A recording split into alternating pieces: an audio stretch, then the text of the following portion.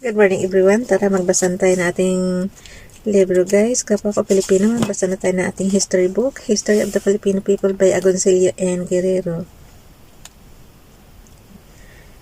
Today is 1 March 2023. History of the Filipino People, Part 5, The Warriors. Topic number 23, The Liberation. Nandito tayo sa paragraph Guerrilla Newspapers. Basa. Guerrilla newspapers' truthful news report about the war was impossible under the enemy, for the press and the radio were controlled. It was natural that the Japanese should resort to propaganda lies to achieve their purpose of demoralizing the Filipinos and of making them believe in the invincibility of Japan.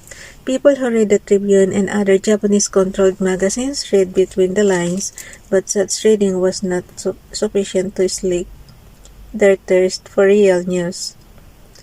Two ways were open to the Filipinos to get real news. First, by tuning in the radios to Radio San Francisco at the risk of being caught in the act and then beheaded by the enemy. And second, by reading also at the risk of being beheaded the guerrilla newspapers. The only limited contact the Filipinos had with the outside world was with Radio San Francisco.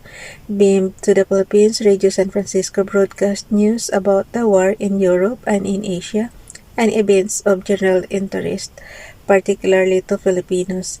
Though the Japanese authorities ordered the reconditioning and registration of all radios, some Filipinos courageously violated the Japanese law in order to get the real news from the other side of the Pacific. The Japanese technicians tried to disturb the reception of the news by clogging the air lanes, but somehow the news came through with a sufficient clarity to be written down and disseminated to many who were prepared to risk their lives.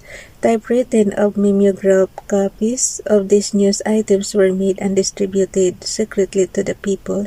Many of these news items were copied and reprinted by the guerrilla newspapers. The need for keeping up the faith in the democratic tradition and for counteracting Japanese propaganda led some guerrilla outfits to put out their newspapers.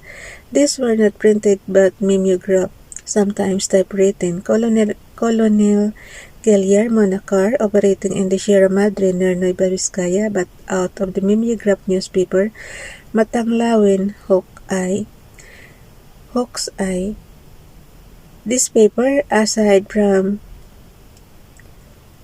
giving news about the last days of Bataan, also informed the people that, like the hawk, that the guerrillas would watch over the welfare of the people and at the same time take cognizance of the activities of the spies. One of the most widely circulated guerrilla papers was The Liberator, put out and edited by Leon Oti of the Philippines Free Press. Born in 1944, The Liberator circulated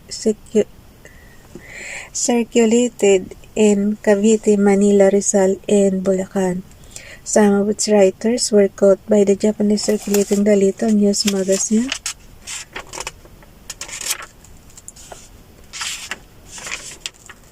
and were executed, but he and a few of his companions escaped the enemy dragnet. Earlier in 1943, a typewritten newspaper, The Flash, came out in Tagalog, Spanish, and English. Pedro de la Llana, a writer who became prominent in the 1920s, edited the newspaper. It had a sprinkling of news about the war and articles denouncing the Japanese military administration. Ironically enough, Pedro de la Llana was mistaken for a collaborator and liquidated by the uniformed guerrillas. In Pampanga and elsewhere in Central Luzon, the powerful guerrilla organization, the Hawk Balha, put out the newspaper.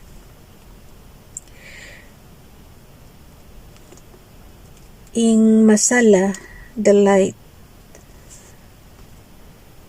edited in a riot, it circulated among the peasants as early as October 1942. In Masala was so effective that the peasants of Pampanga and Tarlac forged a unity that made the organization the most powerful in Central Luzon.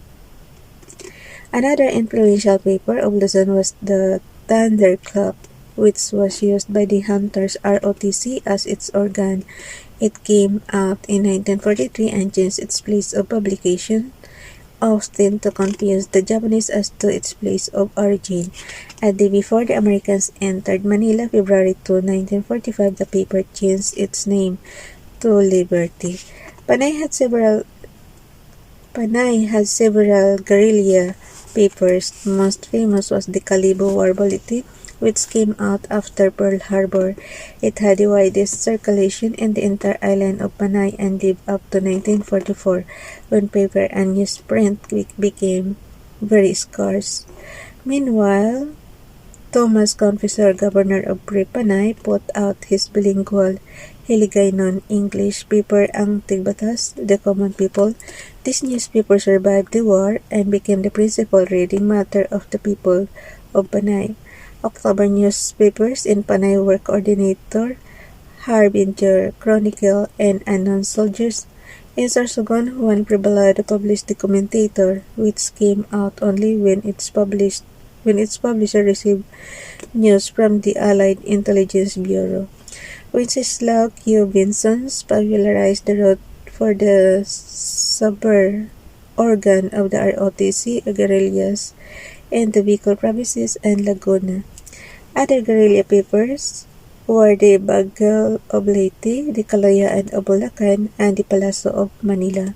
The number of guerrilla papers published showed to what extent the Filipinos hated the enemy. There was no mistaking the fact that they never for a moment doubted the ability of the Americans to come back and finish off the Japanese, as expressed in the now famous I Shall Return of MacArthur.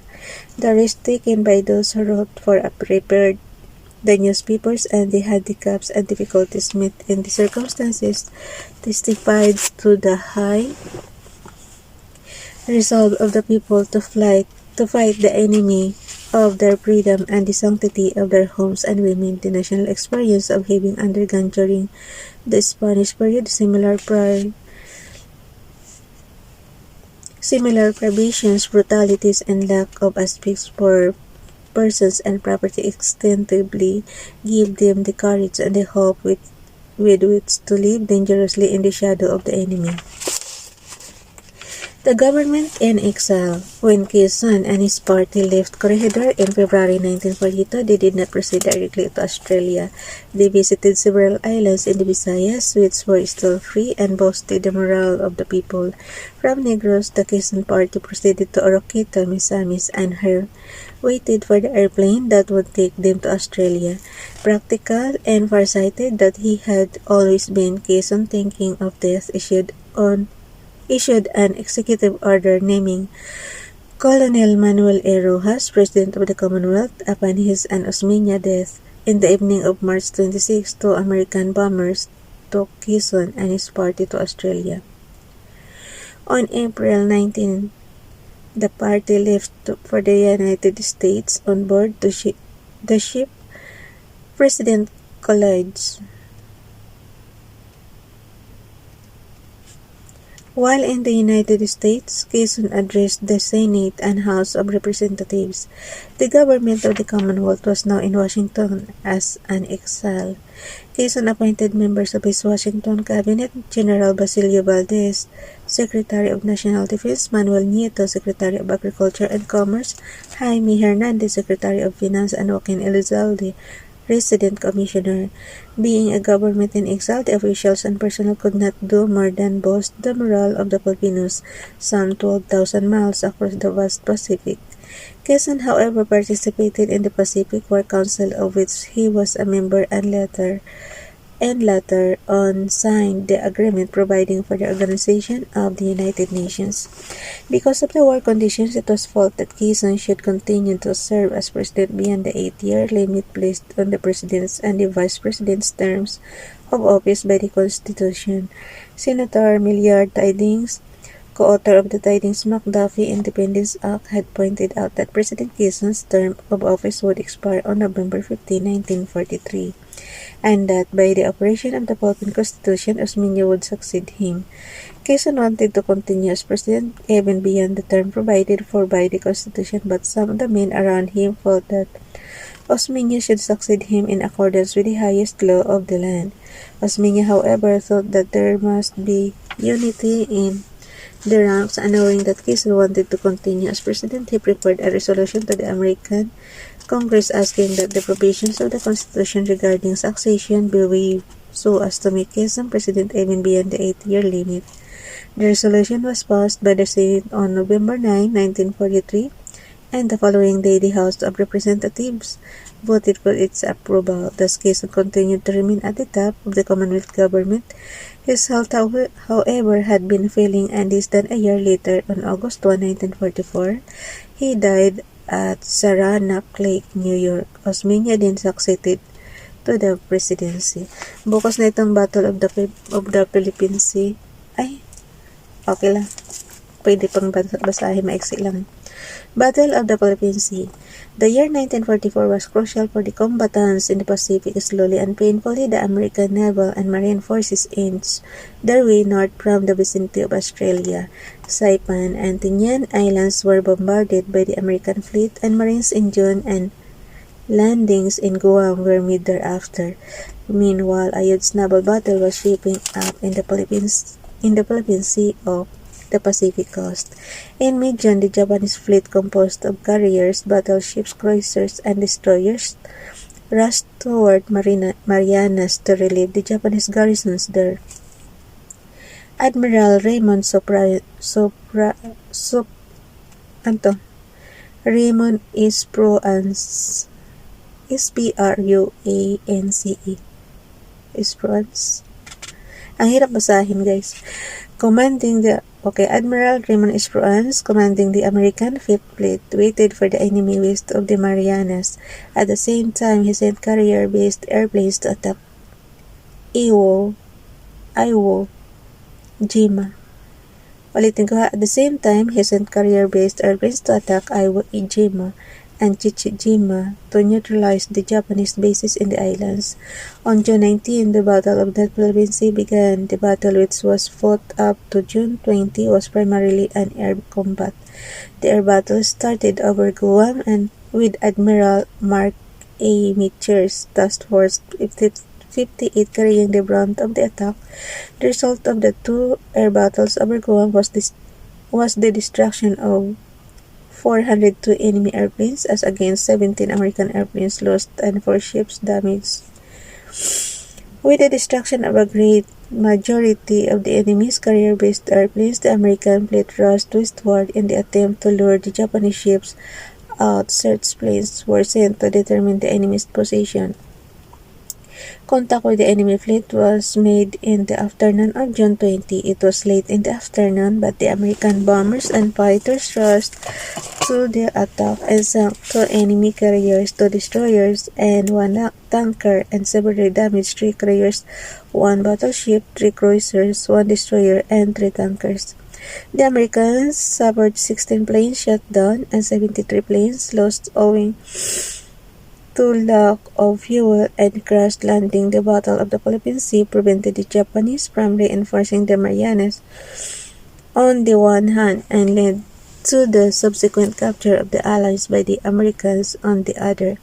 In Manila, the Japanese put out a small or pony edition of the Tribune describing in broad outlines the alleged destruction of the American fleet. No Filipino, however, was fooled by such reporting. Subsequent pony editions carrying the news about the defeat of the American naval forces were brought out, but the Filipinos describes as alleged Japanese victories as Tribune victories. Bukas na itong The Road to Leyte. Bye everyone. God bless.